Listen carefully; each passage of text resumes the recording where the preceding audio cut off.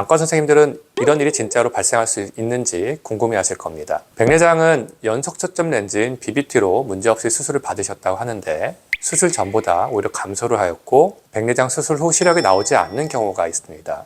최근에 저는 국제학술지 BMC 옵살몰로지에 이 사례의 연구 결과를 게재하였습니다.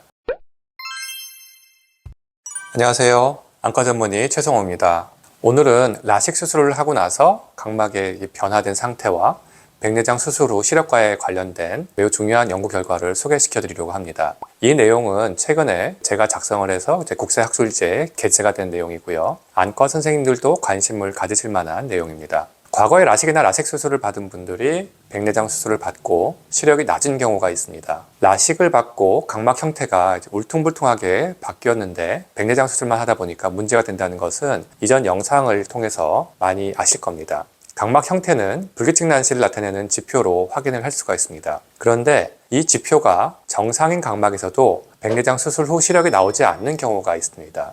안과 선생님들은 이런 일이 진짜로 발생할 수 있는지 궁금해하실 겁니다. 최근에 저는 국제학술지 BMC 옵살몰로지에 이 사례의 연구 결과를 게재하였습니다. 54세 남자분이셨는데요. 예전에 다른 안과에서 노안 라식 수술을 받으시고 지내시다가 최근에 시력이 떨어져서 안과를 방문하셨고 거기서 백내장 진단을 받으셨습니다. 각막 지형도를 포함해서 다른 검사에서는 다 정상 범위였다 하고요. 맨눈 시력은 한쪽 눈이 0.7, 또 약한 원시형 안경을 쓰고 1.0을 보셨고 그쪽 눈이 근거리는 한 0.4 정도로 노안 증상이 있었습니다. 백내장은 연속 초점 렌즈인 BBT로 문제없이 수술을 받으셨다고 하는데 문제는 수술 후 나은 시력이 0.6에 교정 시력 0.7로 수술 전보다 오히려 감소를 하였고 이 증상이 3개월 이상 지속되어서 저에게 의뢰되었습니다. 우리 안과에서 다시 시행한 각막 지형도 검사에서도 불규칙 난시 수치는 정상 범위였습니다. 지형도의 지도를 보니까 약간의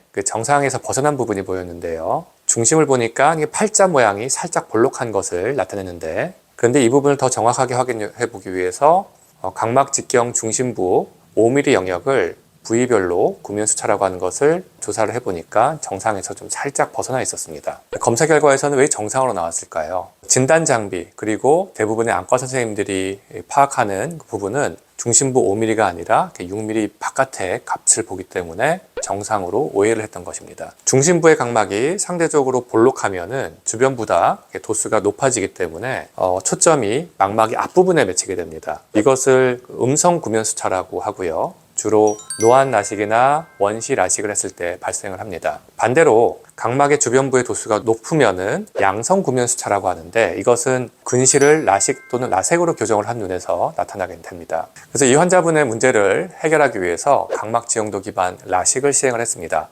컨트라 라식이라고도 알려져 있죠. 결과를 보시면 컨트라 전, 컨트라 이후의 각막 지형도인데요. 불규칙 난시 값을 보면은 컨트라 라식 후에 각막의 6mm의 구면수차 그리고 불규칙 난시가 약간 증가한 것을 볼 수 있습니다.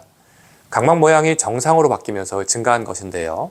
불규칙 난시가 낮으면 좋다고 생각하는 안과 선생님들이 분명히 대부분이실 겁니다. 저도 예전엔 그렇게 생각을 했거든요. 하지만 이 증리를 통해서 항상 그렇지 않다는 것을 알 수가 있습니다.